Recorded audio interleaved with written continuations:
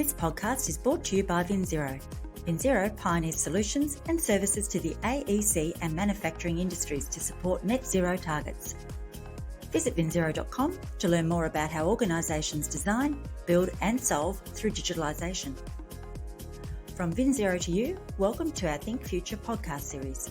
Each week we'll share conversations with industry leaders from around the world to find out how they're thinking future. Subscribe to VinZero Think Future for access to more episodes, interviews and profiles. Ben Evans is the Federal Legislative Director at the US Green Building Council, helping lead the Council's advocacy work in Washington, D.C., promoting green buildings and sustainable communities. Ben brings more than 20 years of experience working in politics, government affairs and communications, mostly in the energy sector, including time as a political journalist for the Washington Bureau of the Associated Press, where he covered the landmark Energy Policy Act of 2005. Ben has a master's degree in journalism and a bachelor's degree in political science. It's great to have you here today, Ben. Welcome to the program. Yeah, thanks so much for having me. It's a pleasure. Perhaps you could start by sharing a little about your journey to the US Green Building Council. Thanks again for having me. I'm excited to be here and talk about all things green buildings. I probably had an unusual route to the Green Building Council. I started my career, I grew up always interested in politics and was a political science major in college and have always just followed politics closely, and started my career as a reporter, as a political reporter covering local government, and then moving to Washington, D.C. and covering Congress and federal issues. And along the way, I picked up sort of a little bit of a bug for energy, and particularly clean energy. It just was something that struck me as this critically important movement that we needed to accelerate. And I spent some time while I was covering Congress for a publication called Congressional Quarterly, which really gets into the nitty gritty of issues and politics in Congress. I covered one of the hallmark energy bills of the past couple of decades, which was the 2005 energy bill that Congress passed, and really, got kind of the bug for clean energy from there. And I worked in journalism for a number of additional years, and then eventually decided I wanted to move on. And I worked for a clean fuels organization, and then for an energy efficiency organization, and joined the U.S. Green Building Council about a year ago. And I work on a lot of the same issues I've worked on in previous jobs in terms of energy efficiency, and obviously particular to buildings. So what's the actual mission of the US Green Building Council? Yeah, so we are focused on transforming the way our buildings are designed and built and operated, and to make them more sustainable and more resilient and healthier and more equitable. And obviously, buildings and that includes homes and buildings play such a critical role in our lives and in the makeup of our communities. They really are the fabric of our communities, and they play a huge role in our health outcomes and our resilience to disasters, in our environment, our air quality. And so we're focused on transforming the building sector to address all of those things, and to do it in a way allows for a thriving economy. We don't have to make sacrifices between creating green buildings and a thriving economy. We can do both. And in fact, green buildings creates huge opportunity for economic development and return on investment. So how do you actually drive that transformation? Well, I think so. Obviously, LEED is the biggest platform that we have. LEED is a global certification system for green buildings. And I think it really transformed the way that we look at buildings in the world. It was developed 28 some years ago, and created a pathway, I think, for building owners and the buildings community to recognize truly green buildings. Everyone was talking about sustainable buildings for a long time, but there was really not a clear and consensus way of measuring that and documenting that. And I think what LEED does is it creates a way to have standardized metrics and criteria, with transparency about how that would be measured, and to provide recognition for those that truly lead on these issues. And it worked. It changed the way we think about buildings, and it put us on a course toward greater sustainability in the built environment. But we do have a lot of work to do. LEED, obviously, LEED certified buildings have grown tremendously over the past couple of decades, but still make up a relatively small percentage of our overall building stock. So we need to change that, because I think particularly with climate. LEED is a holistic, and USGBC it takes a holistic view to buildings, but climate change and the urgency of climate change right now is something that I think everyone recognizes, or most of us recognize. And, we can't solve the climate crisis without addressing emissions from buildings. In the US, buildings account for about 40% of our energy consumption. They account for 31% of greenhouse gas emissions, but that's just from the operations. If you add on the embodied carbon in the materials, construction materials, it's more like 40 or 40 plus percent. And so, when you have a sector that's more than any other sector, that's more than transportation, it's more than industry. And I think there's a growing recognition that we can't solve the climate crisis without addressing buildings. And so that's something we're very focused on. And I think we are excited about the work that can be done to tackle that in the coming years. Ben, for those that don't know perhaps about the history of LEED, what can you share with us about where LEED first came from? Sure. So USGBC was founded in the mid 1990s, and the first LEED version was developed a few years later in 1998. The first version, LEED 1.0, with a handful of pilot projects around the country. And then LEED for new construction was officially rolled out in 2000. So it has been around for a couple of decades. And I think, the genesis of it was, again, going back to sustainable buildings and how do you document that? How do you have transparency and accountability around sustainable buildings? Not unlike the conversation around ESG today, where we want to make sure that these goals, if companies are saying they have sustainable practices and sustainable operations, how do we document that? How do we track that? How do we measure that and give recognition when it is actually happening? And I think the founders of the U.S. Green Building Council, that was really the vision that we need to have a better way to do that with buildings.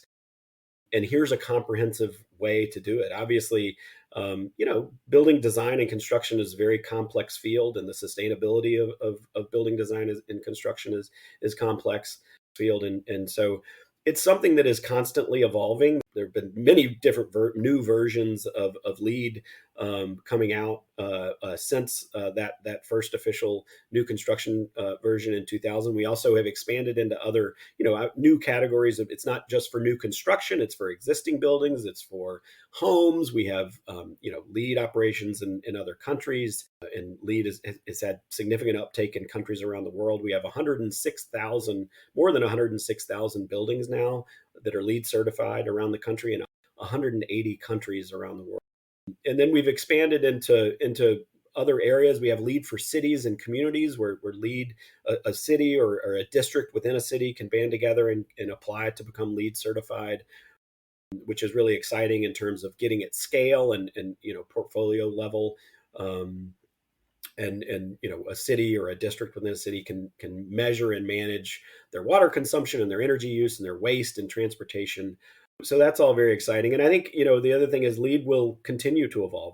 Our LEED team is in the process of re-envisioning LEED, the next iteration, and what it should look like for the next 5 years, what it should look like in 2030 and in 2040, because the environment obviously keeps evolving. We understand, particularly, I think as we start to see the real world consequences of climate change, you will see more of an emphasis on things like electrification and elimination of at least on-site fossil fuel use in a building. So it will continue to evolve, and I think there's some exciting discussions happening now about how that will happen in the very near term. Can we break down LEED a little further just in that regard then? So in terms of the environmental impact or the environmental benefits that LEED certification offers when people are using that approach? In terms of the breakdown of LEED, USGBC has always taken a holistic view of buildings. And so sustainability is the biggest part. The energy and efficiency performance of buildings is the biggest part of LEED. But there are all sorts of criteria of how you can earn a lead certification, and it goes from everything from the location of your building, of where you're building, and whether it's close to mass transit or other dense areas where people live and can walk and bike, to water efficiency, to the materials and resources you use to build the building, to indoor air quality and environmental quality. What kind of ventilation and other approaches are you taking to improve your indoor air quality? And so it takes a holistic view of buildings, and really tries to create a comprehensive system for tracking and designing and building. So there are some quite substantial economic benefits also. Can you take us through some of those? Yeah, of course. There is a lot of data out there that shows that green buildings are green in more than one way, and that they can have a hugely positive impact on a return on investment. There's studies showing that LEED certified buildings higher rents than their non-LEED peers. And then if you look at the reduced operating costs, obviously with green buildings there is an upfront investment. With investing in energy efficiency and these other things, there is an upfront investment, but we see consistent return on that investment. They reduce day-to-day costs year over year. LEED buildings have reported almost 20% lower maintenance costs than typical commercial buildings. They typically retrofits typically decrease operation costs by almost 10% in just 1 year. Obviously, you have lower energy costs, energy bills, and then in terms of asset value, you see stronger growth in asset value, because I think the market really recognizes green buildings, and we know that is only going to increase. I mean, consumers are increasingly demanding that these buildings are sustainable. If you're a real estate company out there, that you're going to have to deliver a sustainable building. A LEED plaque is a great way to demonstrate that to the market. It's recognized across the world as a strong certification. This is something we think that the market will continue to demand. So it's not just about the environment and economics, though. I mean, there are some strong results when it comes to health and well-being associated with LEED certification and the process that entails. Can we talk through some of those benefits? Yeah, and obviously these are benefits that are getting more and more attention with COVID. Indoor air quality is something that everyone is paying a lot of attention to. It's amazing what happens when you have to shut down schools around the world, and what you see what that does to the economy. And I don't think that's going to be a flash in the pan. I think that's something that we will continue to see, where people are focused a lot more on indoor air quality. And even before COVID, I think there was a lot of increased recognition around and awareness around what indoor air quality does to performance. There were studies showing that higher levels of CO2, and what that did to worker performance. Very high rates of asthma in certain communities, and we know indoor air quality plays a big part in that, and that can have a significant impact on quality of life and success and future health. So LEED is very strong on IAQ, ensuring that you have your improved air quality over a base building, and then also focuses on things like lighting and daylighting that can have a significant impact on mental health in our buildings. And I should say, we also know that surveys show that that's what employees want. There's a lot of evidence out there that employees are really looking, as we're reentering, the world and getting back to offices, and we start to do that. We know that employees are looking for those sorts of improvements, and again, LEED is a great way to demonstrate that. They certainly are. It's very topical at the moment. So, one of the key goals for the USGBC is a green building for everyone within a generation. It's very aspirational, but what are the barriers to actually achieving that? It is aspirational, and it is a challenge. Obviously there are a lot of buildings in the world, and you have to take it step by step. And I think one way to look at the challenges is to break it up between existing buildings and new buildings. So I think the first thing is we have to stop digging the hole, and that means you have to stop building new buildings that are not energy efficient and high performing and sustainable. And that gets at building energy codes and things like that, policies that require new construction to meet certain standards. And every country in the world should be doing that.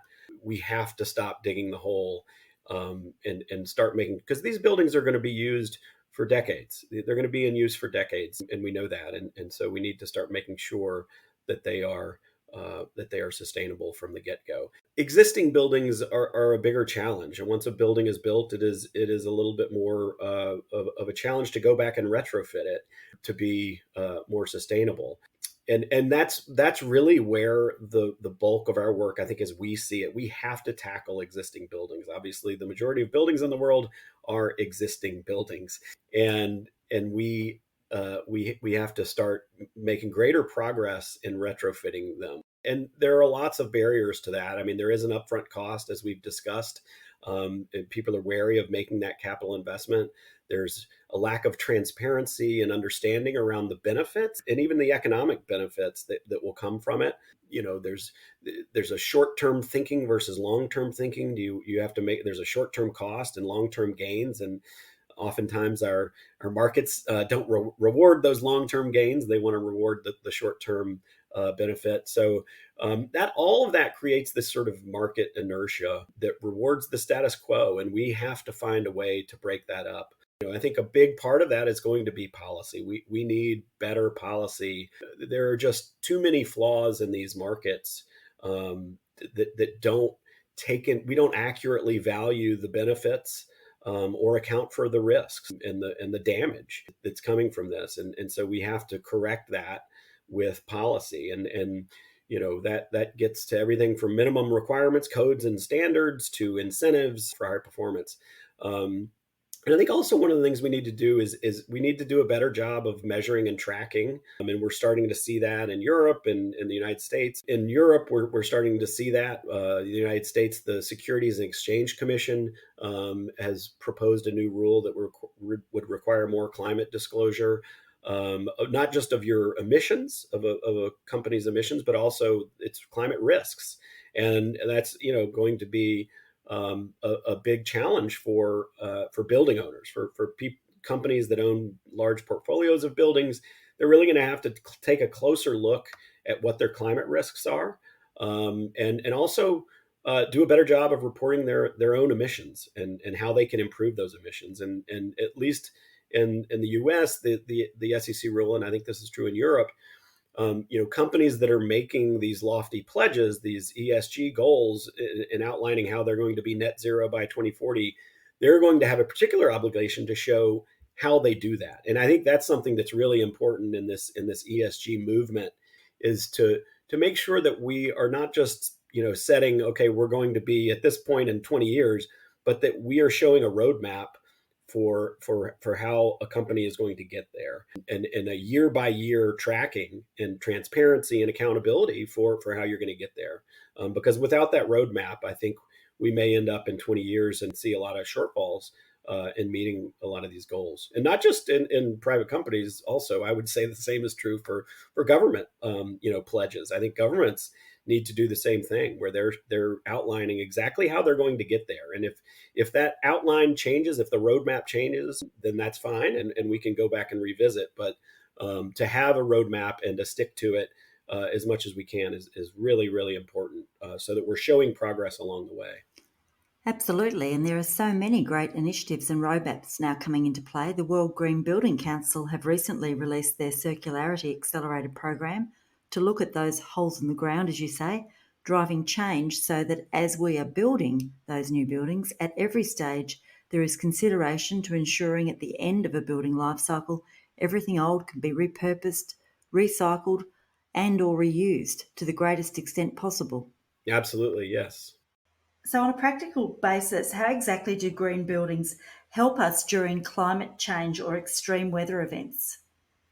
Yeah, it's a good question. I think it's not just about mitigating climate change, but it's how we're going to be able to respond to it. How do we adapt? And I think a good example of this, I look back to a disaster in Texas in 2021, in the winter of 2021, where there was this unexpected winter storm that came through Texas, usually a very warm climate in the United States, and it knocked out power. There was ice and snow, and knocked out power for millions of people, and 246 people, at least 246 people, were killed in this sort of surprise winter storm. And when you go back and look at how that happened, I think the conversation around it in the United States was, oh, what was to blame? Was it, not enough wind and solar, the renewables did it, or was it actually the natural gas plants that couldn't function? And it turned out it was a failure across the board of generation and planning. But what didn't get a lot of attention was what demand management, and if we had better buildings, could have done about that. So first of all, we would have had, if you had 10%, less energy demand, you wouldn't have had the same level of outages. You would have had power on for more people with heat, so reduce risk. If you had better insulated buildings and tighter envelopes in those homes and buildings, you would have had people who are able to shelter in place, maintain heat, at least a modicum of heat in their homes for a longer period of time. We need to focus obviously on better planning and ensure that we don't have these outages. But a really good way to get there is through better demand management and increased energy efficiency. And then it also has these resilience benefits. And it's not just about a winter storm. It's, everything from flooding, where you're building, and you're building in a floodplain, how much impervious surfaces are you using, what kind of vegetation, and stormwater plans do you have, and all of that is incorporated into LEED as well. I think resilience is obviously something we are far enough along into the climate crisis that we know we are seeing the real world impacts of climate change, and we have to mitigate it, but we also have to adapt. Are you looking for a digitalisation and net zero partner to help you achieve your goals? Join the thousands of AEC and manufacturing customers globally who have turned to VinZero to start their journey toward a net zero future. With 32 offices around the world, VinZero can connect you to the right technologies and workflow processes so you can maintain your competitive position and increase profitability. VinZero has an industry expert to help you navigate the best pathway forward wherever you are on your digitalisation and net zero journey. Visit vinzero.com to find out more. There's definitely a journey of education that needs to take place for occupants and tenants of residential and commercial buildings to really understand the way in which green buildings can protect them during extreme weather events. But climate change is not the only driver for green buildings, is it? No, I think climate change is obviously a primary driver, but there are a lot of others. We talked about indoor air quality and the importance of that. We talked about resilience and the importance of that. I think equity is also a big part of this.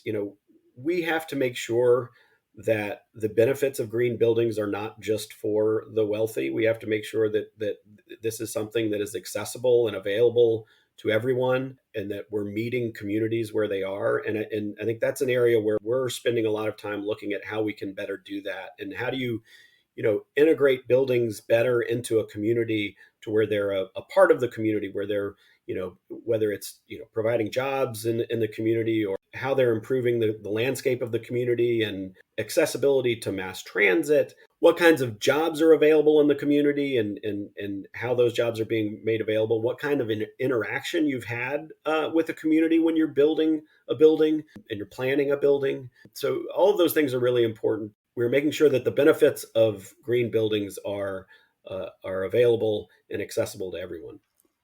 So you touched on the importance of making sure green buildings are affordable and accessible for everyone. How is the US Green Building Council driving an equitable approach to the green building movement? Yeah, we actually do a lot of work on housing affordability and sustainable housing. It's interesting how much, when you look at the what we call energy cost burden, which is what share of your income is going to pay for energy. It's not as if energy is this luxury that nice to have thing. I mean, everyone needs power, and so what we see is that low income communities in many cases are spending 15 or 20% of their income on the basic necessity of having energy and electricity in their homes. And whereas, upper income households are spending just 2 or 3%, that is not fair. And how do we address that? And one of the ways we address that is through energy efficiency. Energy efficiency isn't going to completely solve the problem, but we need to make sure that when we are building new affordable housing, we are building it to be efficient and sustainable. And that's going to reduce the long-term costs. And you hear a lot about, again, the upfront costs. Oh, we have to maintain affordability. We have to keep this affordable. But we have to look at operate. We have to take a longer term view and look at the actual cost of living in the home. And in many cases, energy costs are just a huge burden on households.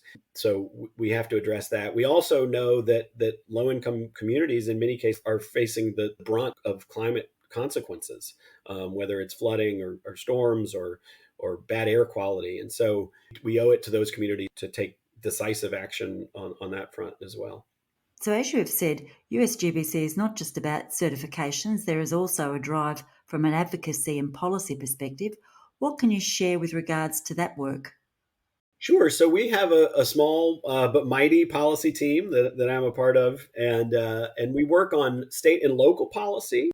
There's a big movement, for example, around building performance standards. Dozens of cities in the United States are starting to establish building performance standards. Many cities and states have ordinances about how, or laws about how various types of new construction can be made, and support, in many cases, incorporating third-party certification to ensure accountability in that green building construction. So we work on state and local policy. We also work significantly on federal policy, whether that's tax incentives for high-performing homes and buildings, tax incentives for homeowners to retrofit their homes, or minimum codes and standards. We do a lot of work around minimum codes, which again, I think are sort of, they set the floor, and they can in many cases protect particularly our most vulnerable communities from being stuck with shoddy construction that high energy bills. We work on federal buildings. We think the federal government has a real role to lead and to show the market how these green buildings can be done, and how net zero and reaching these higher standards can be done. So we do a lot of work on ensuring that when the federal government is building or retrofitting their buildings, they're the largest building owner in the country and the largest energy user in the country. They're doing it the right way. The advocacy work we see is critically important because it can help transform the market. I think one good example is procurement. One of the things we've worked on recently is federal procurement. And we know that there's a lot of new attention around low embodied carbon materials in construction, that as we improve the performance of buildings, that the makeup of that building becomes more and more important in terms of the carbon footprint. And the federal government has a really unique role to play in helping to transform those markets toward more sustainable materials. If the federal government is setting specifications in its biddings that the concrete has to meet a certain standard, or the steel has to meet a certain standard, the contractors are going to take notice, and they're going to start finding ways to do that, and then that will translate into the broader market. So you mentioned earlier that the USGBC are not just about, or not just focused on LEED, and certainly not just on policy and advocacy. There's some other initiatives that you are driving and passionate about. Let's dive into those a little more. Sure. So I think USGBC is best known for LEED certification, and that really is where our roots and where we started. But USGBC is more than LEED. We have a number of initiatives across the built environment to address sustainability. We have our Center for Green Schools, which really focuses on the sustainability and air quality and health and resilience of our school system. We have other rating systems. We have a true zero waste initiative, for example, around how do buildings and operations get to zero waste. Our hands in a lot of things, and really, I think that gets at USGBC being a mission-oriented organization. We are working to promote green buildings across the world through LEED and through all of these other initiatives. So what are some of the innovative trends you're seeing in the green building space right now? Yeah, it is an exciting time. I think there are a number of areas that are starting to get a lot more attention.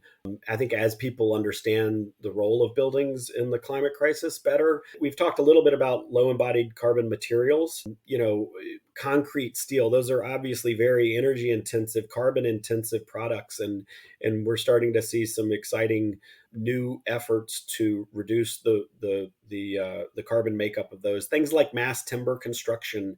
Really exciting construction practices that haven't been done a lot recently, and taking a look at those. I think integrative design is something also that is getting more attention. I think one of the things you'll hear if you participate in conversations about sustainable buildings and green buildings is that it is critical to change the way that you're thinking about how you're planning a building when you first conceive of the idea. And I think it is so much easier to do these things and so much more cost effective, and in many cases, doesn't add cost if you are starting from the top, saying, okay, here's the goals that we have around sustainability for this building. How are we going to get there? Before you start designing, and you bring the whole team together about how you can do it, so that it's not an add-on at the end. It's not something that's an afterthought. It's something that is really core to the entire approach around construction and how you're going to tackle your project. That's something that I think is really exciting, in that it is getting more attention, and people are starting to see that it's valuable. And LEED also recognizes that in its criteria, encouraging that type of team planning and integrative approach from the start. I think, the ESG movement, there's a lot of criticism about the ESG movement, but I think we do have an opportunity to get it right. We have an opportunity. I think the good thing about the ESG movement is that there is this demand. There's this consumer demand. Companies they cannot, there's no hiding from the climate crisis and from sustainability and equitable, practices now. The market is demanding these things. If you're building an apartment complex, you need to be a green building. Your rents are going to be higher, your rates are going to be higher. So, consumers are also, investors are also demanding it. Investors are looking at very closely at what companies are doing to address these issues, not just for the sort of marketing and brand dynamic, but also because of the risks. There are very real climate risks, and if you're not addressing these issues, then you could become a stranded asset at some point. If you build a building today that is an energy hog and is energy inefficient, then when your city's building performance standard comes into play in a few years, you're going to be in a hole, and you're going to have a huge cost to get up to speed and comply with the new requirements. And so I think there's a lot of risk in terms of not moving to sustainable construction right now. And so investors are starting to recognize that as well. And so I think there's a real opportunity with ESG to start doing a better job again of documenting it and accounting for it and measuring it and being transparent. LEED is obviously a really good way to do that. LEED certification in terms of green buildings. So I think there's excitement there. But one other thing I would mention is, and I think we talked about this a little bit, is green building standards. Cities across the United States and in some states, are really looking at green building requirements, which set a floor for what your building has to do, and that includes existing buildings. Very importantly, that includes it. So it's not just the minimum codes and things for new construction, but for existing buildings. Building owners in many cities will have to improve their buildings within a certain number of years under these ordinances, to, for example, hit the median level of performance for a particular type of building, or they will face significant fines. And so I think that's a recognition, particularly in cities around the country and around the world, that in cities, buildings account for something like 70% or more of carbon emissions. I think as cities are starting to look at making pledges about how they're going to reduce their own carbon emissions, they're realizing that buildings is really the biggest chunk, and how do they address that? And so building performance standards, I think, have the potential to really drive a lot of change, as does, I think, increased disclosure and transparency around performance. What about digitalisation in terms of driving or supporting innovation? What are you seeing there? Yeah, it's a great question. It really is an exciting area. I think in this field, I think first of all, data collection. With the importance of data and knowing where buildings are and benchmarking where buildings are, and that's really key and fundamental to all of this. We have to know you can't change what you don't measure, right? And so we have to know where our buildings how our buildings are performing, and we are doing a better job of collecting data, but we need much more of it to know what are the steps that need to be taken. So I think benchmarking is really key to all of this. Whether it's the building performance standards, for example, that I've talked about a little bit, that cities are adopting. And I think another exciting field is grid interactive buildings. So this concept that has been out there for a long time, and we'd like to see more deployment of it, of the buildings talking to the grid and communicating, particularly around peak demand and how do you optimize demand. Everyone I think is familiar with the duck curve and how we have to do a better job of balancing the supply of clean power with our energy demand. And digitization, it can play a huge role in that, whether it's sending signals back and forth between the grid and a building about when to use what and how. There's a lot of potential there to reduce costs, and that gets particularly important when we talk about electrification and electrifying everything. I think electrification is hugely important. I see it really as a form of energy efficiency in a lot of ways. But if we are going to electrify all our buildings and have all EVs taking over fossil fuel powered vehicles, we are going to have to be very careful in how we manage that and how we manage that electricity demand. In many ways, you can't do it in an affordable way without this kind of better monitoring and managing and using that clean power. And I think that also gets back to energy efficiency. Electrification is something we absolutely need to do, but we have to do it in conjunction with energy efficiency and better building envelopes. In many cases, you can't electrify a building in an affordable way without also tightening the envelope of that building. So it's really important that we do all these things together. So it'd be easy for people to assume that the US Green Building Council is US centric and totally focused on the Americas, but that's not the case at all. You're quite far reaching, aren't you? I think I mentioned, there are more than 106,000 buildings, LEED certified buildings around the world in more than 180 countries. So LEED really is a global movement, and that's exciting because there's such a huge opportunity. I mean, you look at the growth rates and the building booms we're seeing in places like Asia and the Middle East and Africa. There is just huge opportunity as we're seeing those building booms to get that right up front and do it right in the first place.